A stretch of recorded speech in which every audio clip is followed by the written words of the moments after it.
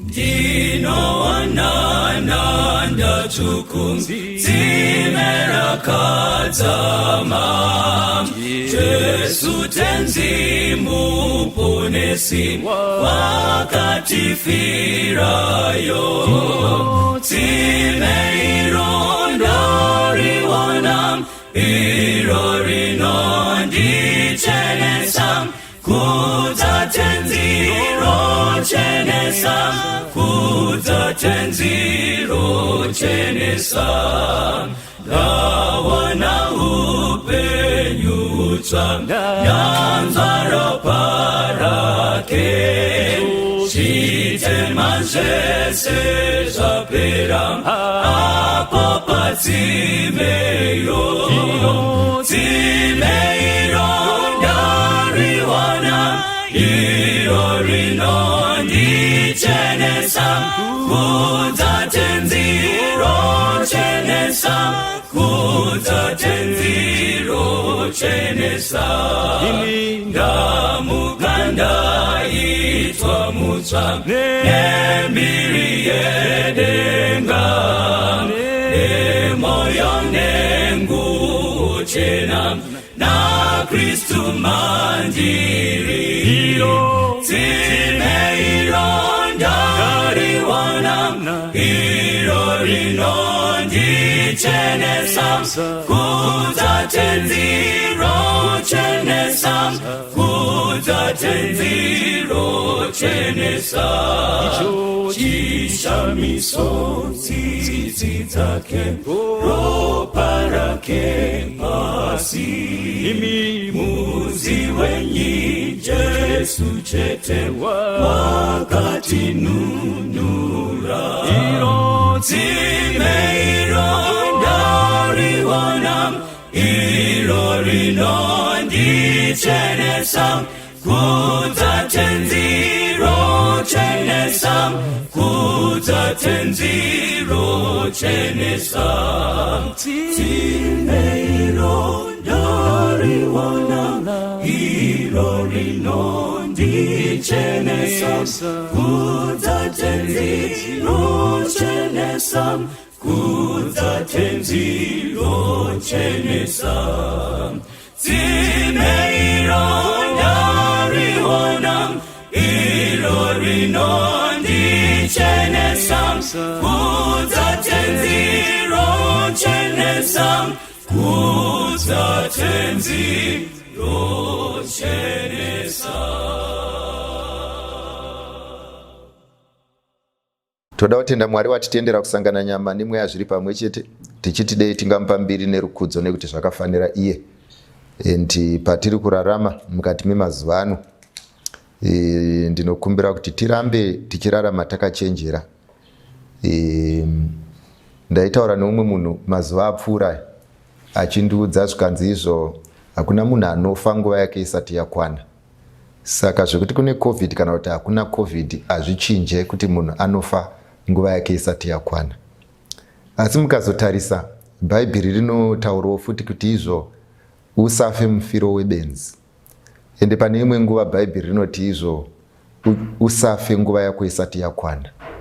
So by the end of the day tisafambe tichinyeperana kuti izvo whether wapfeka maski kana kuti hauna, waenda pamunhu ane kolera kana kuti hauna, oti izvo nguva yanga yakwana.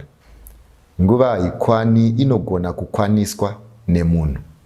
Saka zvakanaka kuti patinorarama tisaise kutenda pamuyedzo. Jehovha unotichengeta, Jehovha unotiitira nyasha, asi anotarisira kuti tiite pedu. Saka let's try by all means to be careful, tirambe tichichengetedza utano. Kune vakarakasikirwa nehama neshamwari tine urombo, dei Mwari angatinyaradza nekuti ndiye ega anogona kuita izvozvo. Saka tasangana zvakare vanangu, nditenderei kuti tinamate tisati taura nyaya. Baba wedu namuponesi musiki wedenga nepasi, toda kutendai nekuti muri Mwari. Rumbidzwai nekusingaperi nekuti zvakafanira imi. Muzita raJesu ndinonamata. Amen. Vanangu, ndoda kuti murangarire chinhu ichi tisati tatanga.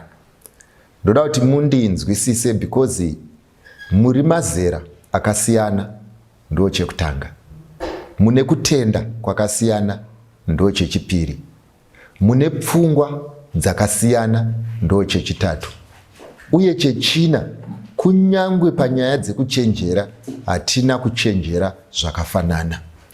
So by the end of the day, ndiri kuda kuti patinenge tichitaura, mumwe nemumwe usatongere munhu nekuda kwemaonero ako, nekuti maonero anosiyana, manzwisisiro anosiyana. Saka patinenge tichitsanangura, tinotsanangura tichiziva kuti pakati pedu pane vana vegrade 1 vekuti vakati 1 - 2 ndiani, tinoti it can't. Asi chiri kunetsa ndechinoti veform 4 vagere pakati pedu vakuita nharo muklasi yegrade 1 kuti no, hamuti it can't nekuti izvo it's -1. But handizvo zvatiri kutaura nezvazvo. Kunonzi kuchenjera kugona kuinterpreta scenario zvichienderana nemuridzi wescenario. Saka ndinokukumbirai nemweya washo kuti zvakanyanyisa kukunakirai kuti imimi mungopindura mibvunzo yamabvunzwa, monditendera kupindura yandabvunzwa, uye munditendere kupindura nemanzwisisiro andaita scenario yabvunzwa nelevel yemunhu ari kundibvunza. Musatatamure vanhu panguva isiri yekutatamuka. Ndorangarira umwe musi ndikupei scenario 2 ndichitaura nemwana wangu. Ndaitaura naTami, she was 4. Saka ndichitaura naye umwe musi taiita nyaya. Saka ndakumitira nyaya yake, Bible story yake, ndomba ndakumuudza nyaya yaSamson. Saka ndakazoti rimwe zuva ndasvika panguva yekuti ndimuudze kuti Samson zvakaitika nerimweni zuva kuti paakabuda gedhi ravharwa akasumudza gedhi akaenda naro. Ini semunhu mukuru ndainzwisisa kuti Samson paainzi akatambukura gedhi nekurema kwaro, poindi yaida kuburitswa naMwari ndeyekuti chii. Asi pandakataurira Tami nyaya iyi, akaramba akanditarisa neziso rekuti idzo mudhara anenge ari kunyepa, because hakuna munhu anoti kana aida kubuda panze anosumudza gedhi. Saka ndaona kuti nyaya iyi inenge yarasa panyaya yetiming. Ndokubva ndamuudza kuti Tami, Samson akasumudza gedhi because akanga asina remote. Ndokubva ati okay. Akainzwisisa manje kuti Samson akasumudza gedhi anga asina remote. Saka umwe musi ndamuti dzokorora taura nyaya yaSamson. Ndokubva ati Samson nekuti akanga asina remote akasumudza gedhi. Masisters akakuda kumuti handisi izvo zvakaitika. What they did not appreciate ndezvekuti nyaya yeremote yaisenza kuna Tami kunyangwe isingashandi kuna Mukai. Ende ndorangarira umwe musi ndikati rega ndichinje nyaya, ndokubva ndakumutaurira yaMoses. Ndikati musi waakasangana naMwari akanzi kanda tsvimbo pasi ikaita nyoka, akanzi bata muswe ikaita tsvimbo, akanzisa ruoko rwako muhapwa ukaita maperembudzi, akanzidzosera rukachena. Zvikanzi naTami, Daddy, I've got a question there. Ndikati bvunza mwanangu. Zvikanzi, is that magic? Ndokubva ndarealiza futi kuti nyaya iyi yandataura iyi ndeyechokwadi, but palevel yaTami hazvisiri chokwadi, because simba raMwari randoda kuedza kuriburitsa akutorifananidza nesimba ren'anga. Saka one thing chatinofanirwa kuita patinotaura zvinhu izvi, tinofanirwa kurangarira kuti one interpretation inogona kusiyana. Saka nekuda kwekuti interpretation inosiyana, tinodzika kuenda palevel yeinterpretation yatiri kuda until tabatana nevese vatinobatana navo. Ndinovimba mandinzwa, vanenge vasina kundinzwa rimwe gore muchandinzwa henyu. Tisati taenda kure, regai ndiverenge zvangu namapisarema. Chitsauko ndecha 19 pandima 2, 9, 11 na 13. Psalms chapter 19 ndoverenga inoti, vesi ya 2, musi mumwe unotaurira mumwe musi, vuye vusiku humwe vunopupurira vumwe usiku njere. Inzwai munzwe panapa, ndodzokorera zvakare. Musi mumwe unotaurira mumwe musi. Panapa pari kunzi izvo, Monday inotaurira Tuesday, Tuesday inotaurira Wednesday.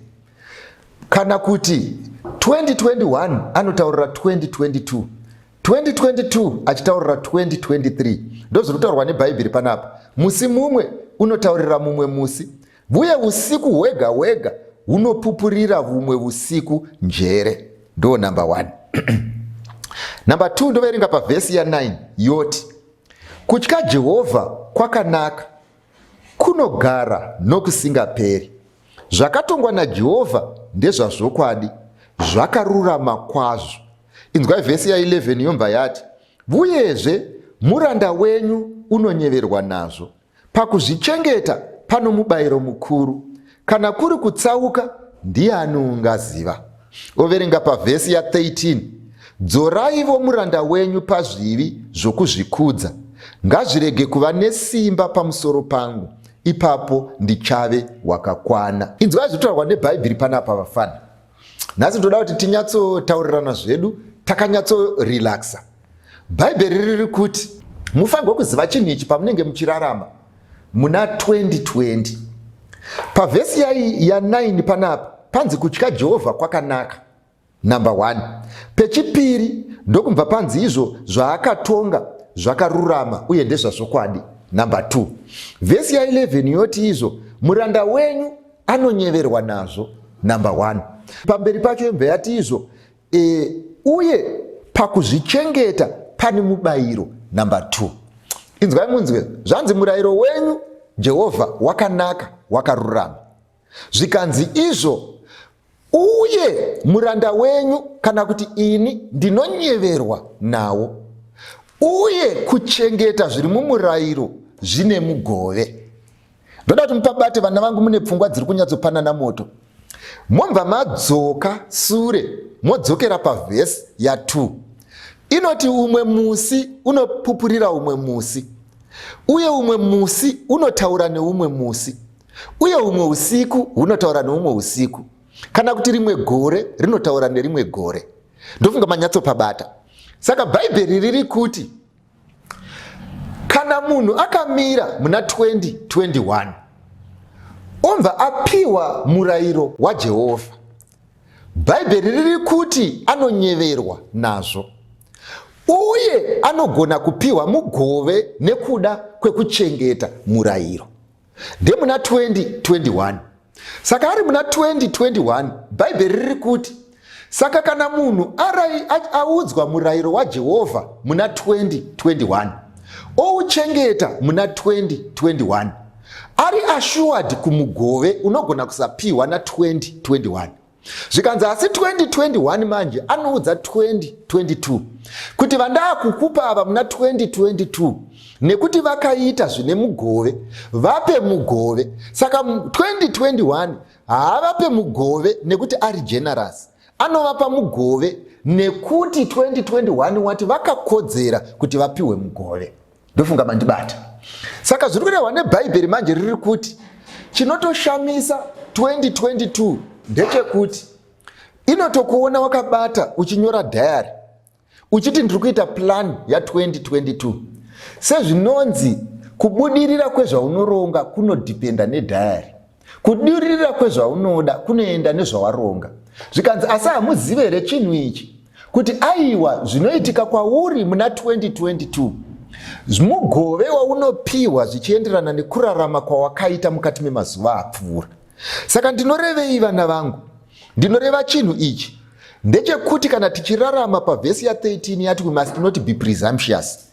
Kana tichitaura nenyaya yemunhu ari presumptuous, tiri kutaura nenyaya yemunhu ari headstrong, kana kuti ane blind confidence. Munhu wekuti izvo anoenda kuleft oexpecta kusvika kuright, anoita zvisiri izvo oexpecta kuti pabude zvakanaka. Zvikanzi panapa muzive kuti pamuri kuita zvinhu zvenyu zvese zvamuri kuita muchapiwa mugove, zvese zvamuri kuita muchapiwa mubayiro. Saka ndoda kuti murambe muchirangarira vana vangu, zvese zvamuri kuita muchapiwa mubayiro. Mwari akuitirei zvakanaka. Regai nditange ndambopindura mubvunzo uyu tisati taenda kure. Uyu wekutanga uyu ari kuti izvo imimi masavadha munoti tiroorwe muchechi, munoreva here kuti mamwe machechi haana mate? Mubvunzo weumwe. Hanzi mati tiroorwe muchechi, munoreva here kuti mamwe machechi haana mate?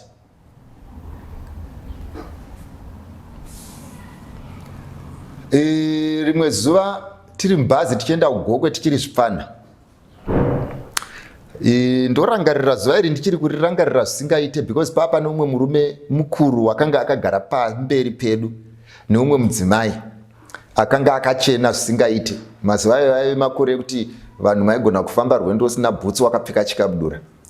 Saka paakanga akagara murume uyu akagara pasiti repamberi, zvakaitika ndezvekuti izvo takatanga kuovatekwa nerimwe bhazi. Vanoziva mabhazi akudhara munonyatsoaziva kuti waigona kuti wakagara mubhazi waiona rwaivhi ruchikurosa rodhi rukatopedza musati masvikako, but mabhazi iwayo aiovatekana zvawo. Ndebvunza baba ako, ndoziva kuti iko zvinezvi tikabva panapa kunobata kuGokwe tinoita 3 hours. Mazuva iwayo taiti taikwira bhazi na5 kunze koedza, tosvika muno muHarare kuma7 manheru tichingouya chete, mabhazi achifamba. Saka unogona kunzwisisa mafambiro ataita kuti mabhazi iwayo asiyana nemabhazi aizvinezvi. Saka takati tichiovatekwana neslow motion idzodzo sezvinongoita kamba mbiri dzichiovatekana, ndokubva murume akanga ari mubhazi medu aona umwe munhu akanga ari mune rimwe bhazi waakaziva, akatanga amusumudzira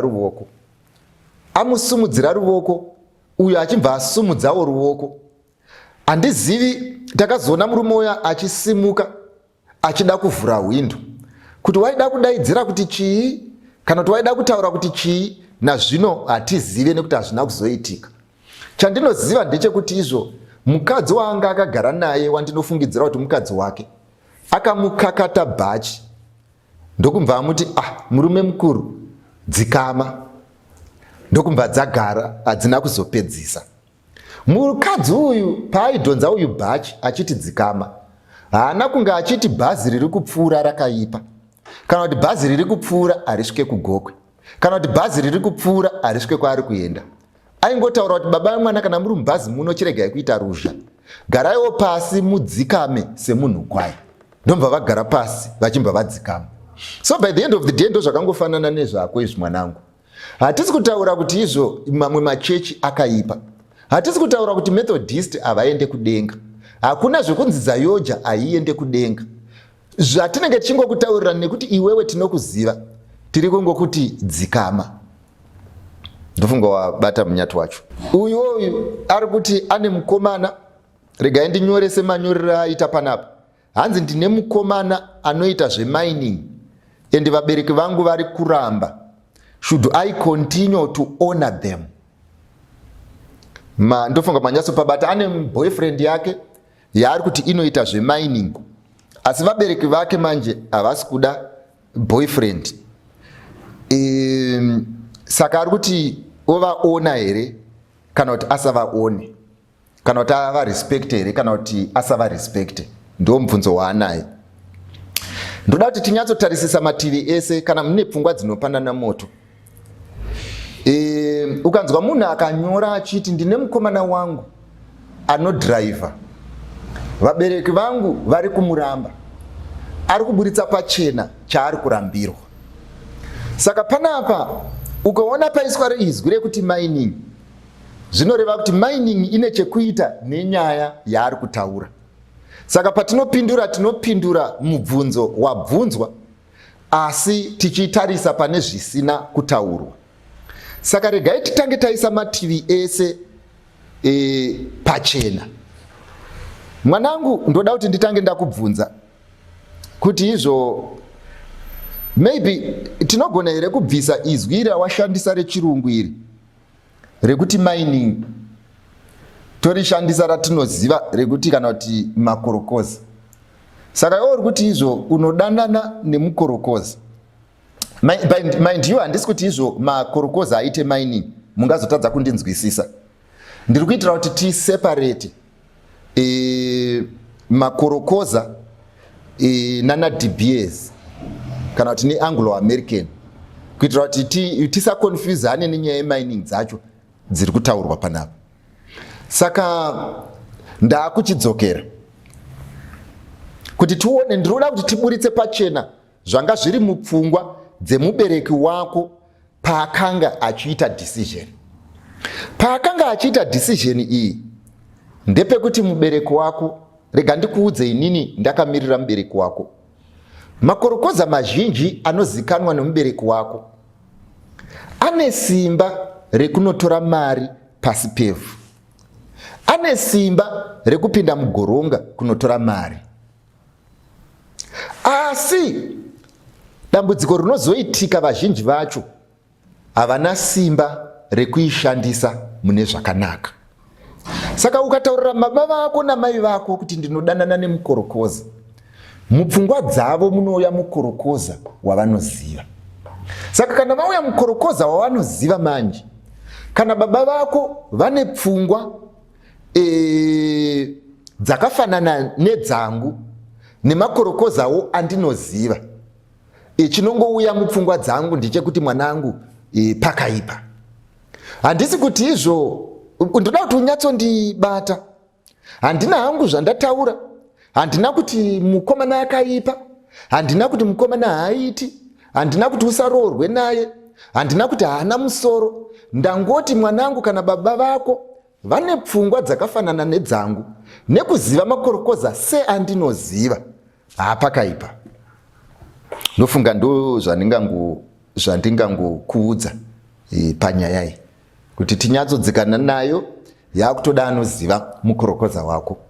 Asi by the end of the day ndinongoti pakaite sei, pakaipa mwanangu, ndo pandingangogumira. Unouya nemubvunzo wake, hanzi my mother is a Christian but abusive. Iyo mutemo uchiti musarove mwana.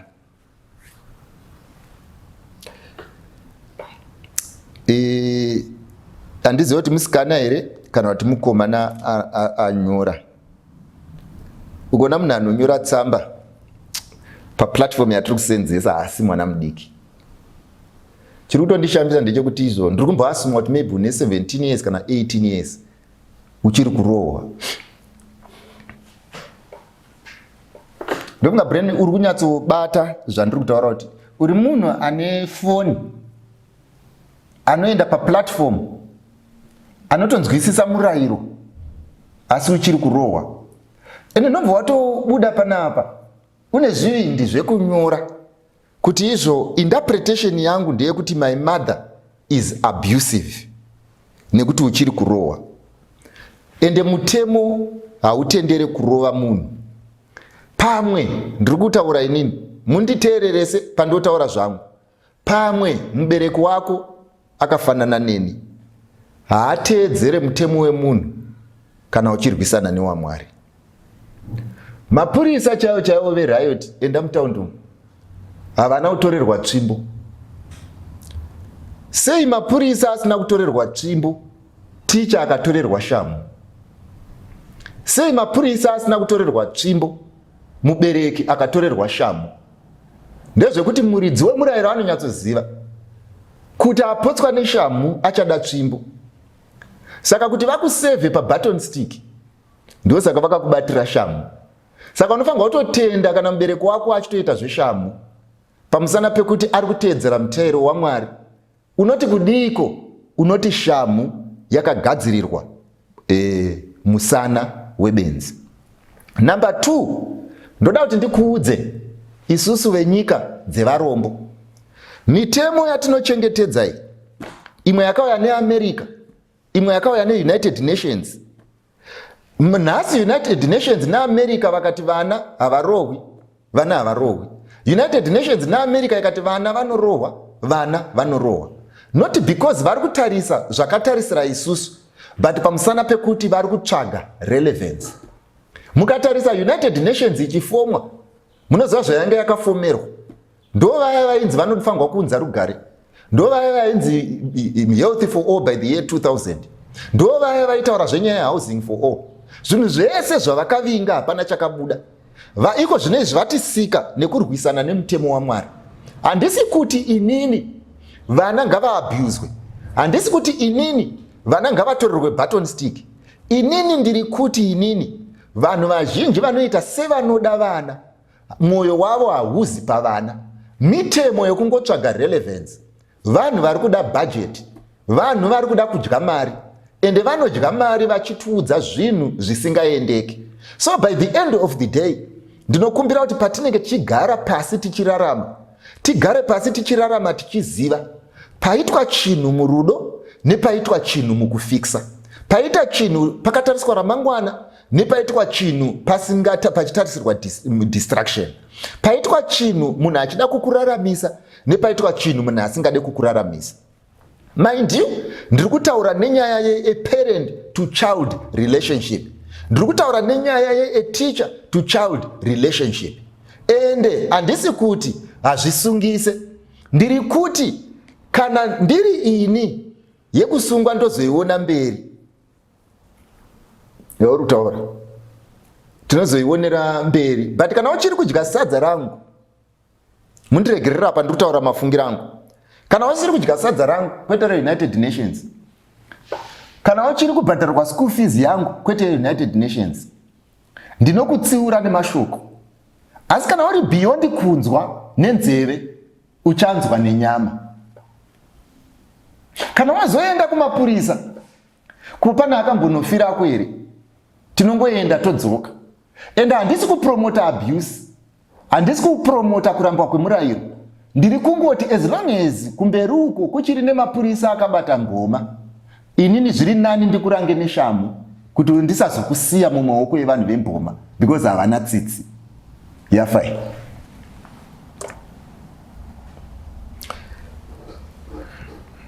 My father is abusing my mother. What should I do? Yeah, uyu wakaoma. Uyu wakaoma. Ndodzokorera mwana uyu, whether mukomana kana kuti whether musikana, baba vake namai vake vagere vese vanorwa. In fact havarwi, pane ari kurohwa.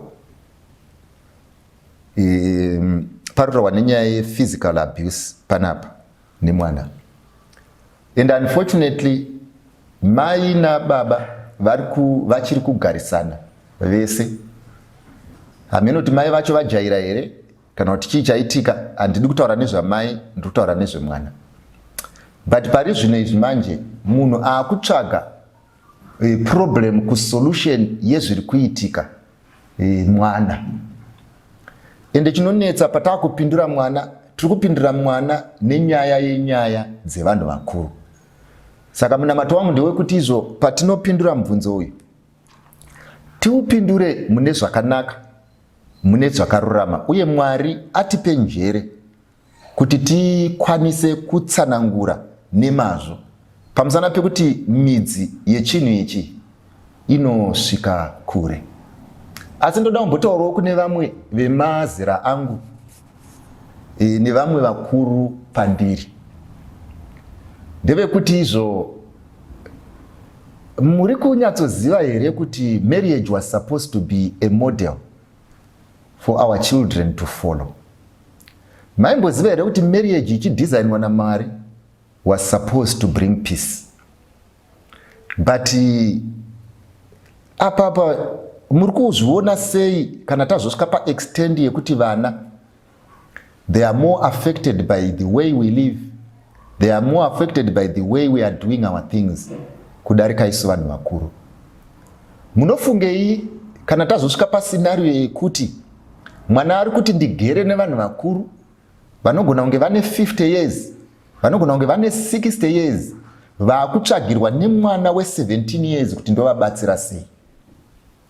Ndoda kuti munyatsoona the damage that you are causing because of your selfish behavior. And ndoda kuti muone the damage that you are causing because of the way you solve your issues. And chinhu chinonyatsonishamisa ndechekuti izvo, kana musingagoni kugara mese, ko muri kuitei? Vanangu, ndoda kuti ndimbotanga ndadzoka kwamuri patiri kudiscussa nyaya iyi tichitaura. We don't want to be very emotional over this issue, but vanangu, ndoda kuti mumbonzwisisa. Vanangu, Bhaibheri Mwari achinyora apedza kusanganisa murume nemukadzi, anonyora achiti izvo ndinovenga kurambana. Saka chinoitika vanangu, mundibate zvakanaka. Mai vako vakabva kumusha kwavo vachiroorwa based on a principle yechiKristu. Vakafunga kuti baba vako vari kuya kuzoroora vari kurarama based on a principle yechiKristu.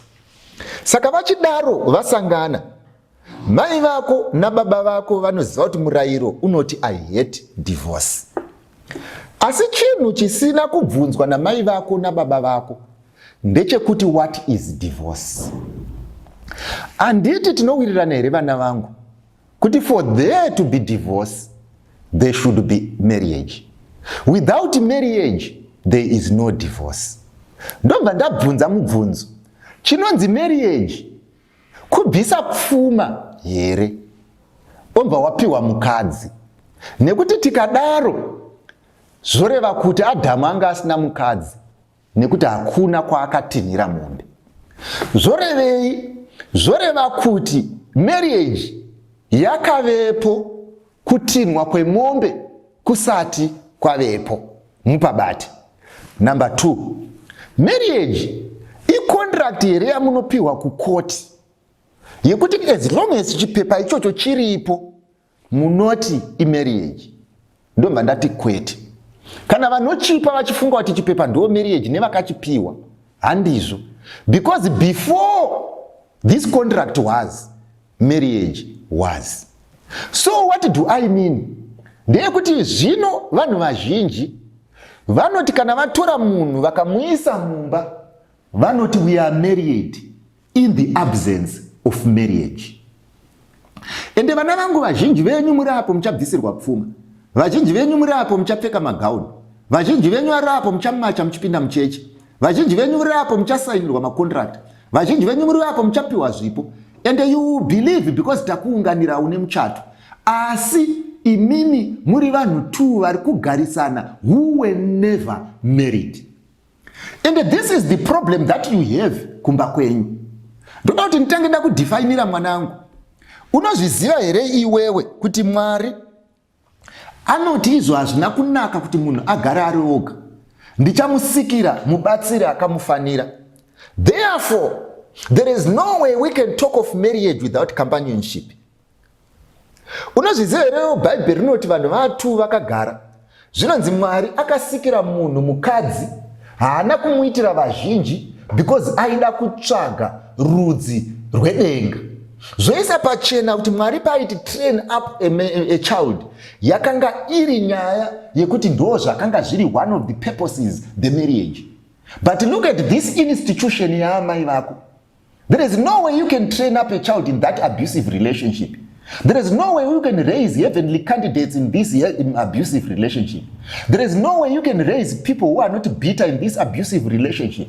There is no way you can raise children vasingatore masides in this abusive relationship.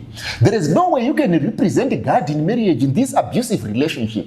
And kana uchinge wagara pasi woti Mwari anoti tinovenga kurambana. Kurambana kupi when there is no relationship? Kurambana kupi where there is no love? Kurambana kupi where there is no institution? Kurambana kupi where there is no companion? Kulambana kupi where people are failing to exist, to live together, they are only coexisting. Magara pasi munotora murayiro wa Mwari kuti uprotecte chinhu cha Mwari icho chisipo. So by the end of the day, when these people sit down vakuda kufunga vanoti we cannot dissolve that God, which God has instituted, but when you look for God in this thing, he is never there and he does not know about it. And ndoda kuti ndikutaurire mese mugeroko. The fact that you believe you are married does not mean you are married. Because as long as you live like this, you do not have a relationship. Maakugara pasi manje. Imimi mapedza kugara pasi. Vana vakuchibvunza manje kuti toita sei nemi because vari kunyatsoona kuti chinhu chenyu ichi hachishandi. Noza ndaitaura nemwana wangu umwe musi. Akati dedi uyai titambe mahumbwe. Ndokumva taakutamba.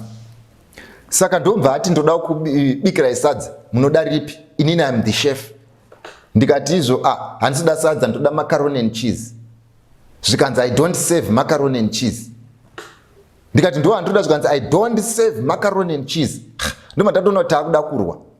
ndomba ndachiona kuti chatoda kurwira hachisi kuti sadza racho chairi rari kuti aisave ranga riripo, zvanga zvingori zvimapepa zvaiti izvi dhedhi ndo sadza, iyi dhedhi ndo muriwo. Saka ndaifanirwa kunokora pepa ndoseva pepa ndoti tadya sadza. Asi taiitisana nharo manje kuti I don't save macaroni and cheese as though she is saving sadza. Zvorevei zvoreva kuti sei mwana wangu asina kungoti alright ndakupai macaroni and cheese. Zvorevei zvoona kuti no, ini semunhu mukuru ndaifanirwa kuzoziva kuti apa hapana need yekutomboitisana nharo kuti ndoswera ndichinetsana natami kuti handisi kuda sadza ndoda macaroni and cheese, handisi kusvika pakutorovana nemwana kuti you are not respecting me. Why? Because ndati inini ndoda macaroni and cheese handisi kuda sadza. Iro sadza racho ragara risipo. Ndo attitude iripo pane vanhu. Ndeyekuti izvo pane some of these relationship vanangu ndoda kukuudzai dzakagarirwa nana mai venyu ingori nyaya yekuti vanhu vari kurwira, umwe achiti ndoda macaroni and cheese, umwe achiti ndine sadza ndoda macaroni and cheese ndine sadza, but ukazotarisa chaizvo chekurwira chaicho hapana. Ende chiri kuroverwa munhu chaicho hapana. Ende chakanyatsogarirwa chaicho hapana. Asi now taakuda kudissecta problem mwanangu, munyatsonzwisisa zvazvinora. Mind you, ndiri kutaura nemi vafana muchasvikako. This is the reason why every day pamunoona nichiita noise. This is the reason why every day patinotaura nyaya yezvinhu izvi ndezvekuti izvo nyaya dzekuroorana nekusaroorana isi salvific. Zvekuti tikatadza kuzviita nemazvo zvinoaffecta ruponeso rwedu, zvinoaffecta peace. The feeling that you are having, my daughter or my son, in this particular relationship will be worse than the feeling that you will have then. Now, here is the dilemma. Dilemma nderekuti izvo wagara manje uri in this specific institution. Regai ndimbokupa mwanangu, ndimbokupa muenzaniso. Tomboti una baba vako muri kufamba muri mumota, baba vako vomba foni yavo yotanga kurira, votanga kuitsvaga. Vari muprocess mekuitsvaga vomba valuza control, vorova munhu nemota omba afa. Mapurisa omba asvika oti tinoda witness yaona zvaitika. Iwewe ukadzipa statement unoti kudii? Rega ndisiyane naye ipapo, rega ndiende padhuze. Ngatiti ona mudhara wako ari kubva ari kumhanyiswa nevanhu. Paari kumhanyiswa obva anosvika muyadhi obva ahwanda pasi pemota.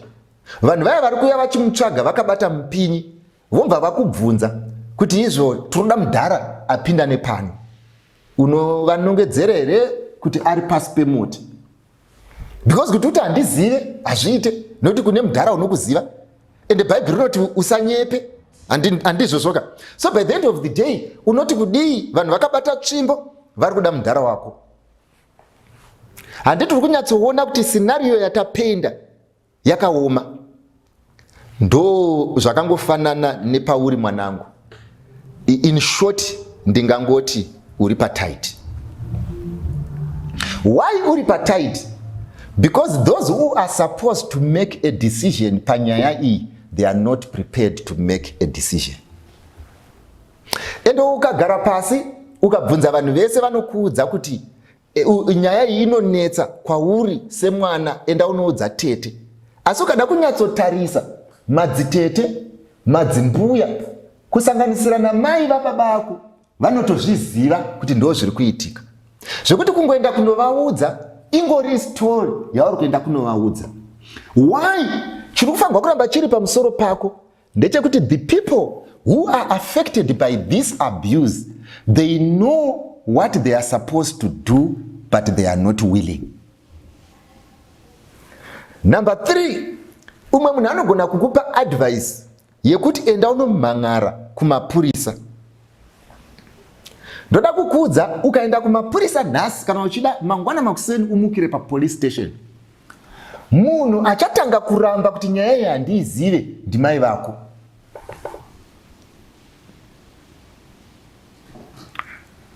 Usanzwe zvako vanhu vanoti chii vanenge vachiri vanhu mai ndinoda kutaurira chokwadi. Munhu uchipinda mupolice station ukati mudhara wangu ari kurova munhu kumba uko, ndauya kuzomhang'ara, munhu achatanga kuti ndiri right is your mother. Ndiri kuramba ndichidzokorora.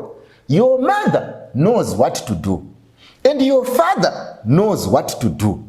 Asi havazi prepared to do what they are supposed to do. Ndo dzinonzi ngetani dzekuroorana. Ndo dzinonzi ngetani dzekugarisana. Ndo dzinonzi ngetani dzemachoices. Ndo dzinonzi ngetani zvekuroorwa nemunhu wausingazive. The relationship yauri kudescribe ndeyekuti izvo, we might not do much to your mother, we might not do much to your father, we might not do much to this relationship. Why? Because varidzi vayo, they are clear of what needs to be done as a lad. But what I can do to my daughter and my son, all I can do is talk to you. This is the reason why we say Bible rati murayiro waJehovha wakanaka uye wakarurama uye unopa njere. Zvikanzi uye mukuzvichengeta umu mune migove mizhinji. Saka vanangu taakutoitira iyemi, vanangu taakutoitira rwenyu, vanangu taakutoitira kwamuri kuenda. Zvinhu izvi zvine makuva, zvinhu izvi zvine misodzi mizhinji, zvinhu izvi zvine vamwe vakazvisungirira, zvinhu izvi zvine vamwe vakumwa mapiritsi eBP, zvinhu imwe zvine vamwe vakumwa maARV. Zvinhu izvi zvakaoma mwanangu, saka taakutoitira imi. And rega ndikuisire, I want to be very clear with you. Mwanangu, nyaya idzi inyaya dzinogara tichitaura nevanhu. Unoziva, mutsika dzedu isusu tinoti murume akaabuswa pamba, because kuabuswa hakusi one side. Kunogona kunge kuri kuna baba, kunogona kunge kuri kuna mai. Kazhinji murume akaabuswa pamba tinoti akadyiswa kana kuti akapiwa mushonga, ndo kazhinji chinoitika. Tombodaro kuti ndizvozvo, handisi kuti hazvisirizvo kana ndizvo, tomboti ndizvozvo. Kuvakadzi pavanoabuswa tinoti kudii? Murume akadyiswa haana decision yaanoita, murume akadziiswa haasimudzi musoro, murume akadyiswa haana anongoita sechidzoi kuvakadzi. What am I trying to display? People know what to do, but they are not prepared. And I have noticed people will seek for counsel, not because they want to take it. They always want things to work, even if those things will never work.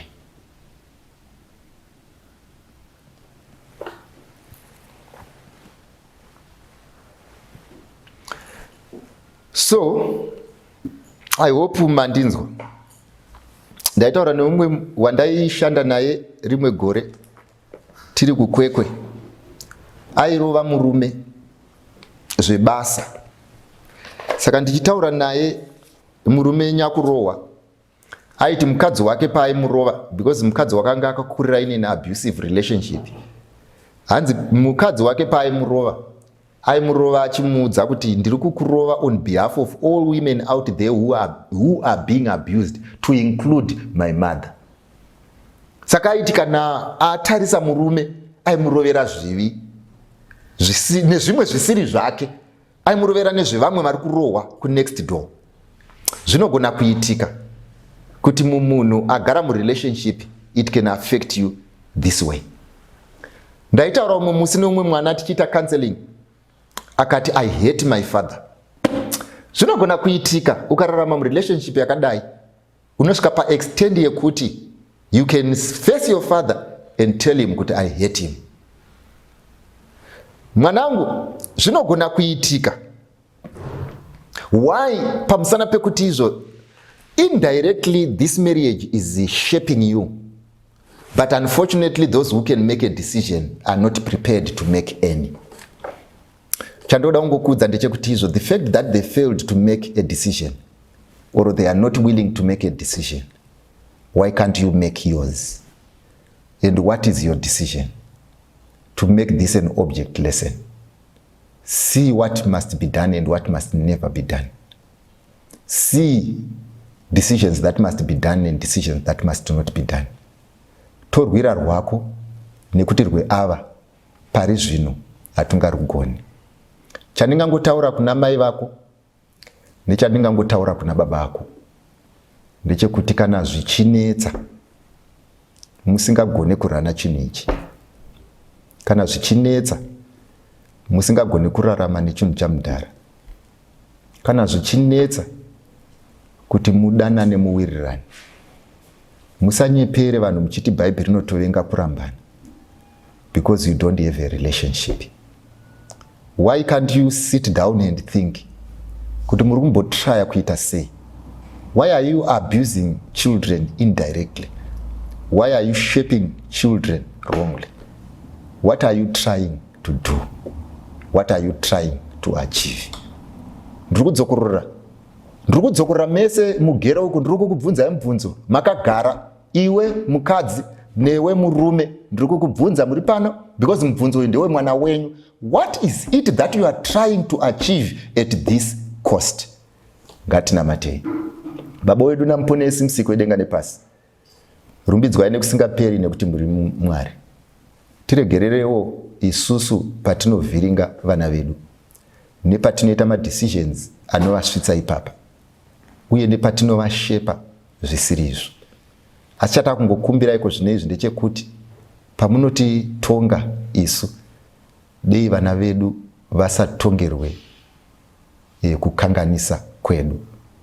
Uye izvi zvinoitika chete kana mavapa simba rekuita rise above this. Chichengetedzai mwana uyo nemwana uyo vari mumarelationships akadai, vari mudzimba dzinogara dzine kunyongana, vari mudzimba dzine vanhu vasingauye kudzimba, vari mudzimba dzine vanhu vanorova vamwe.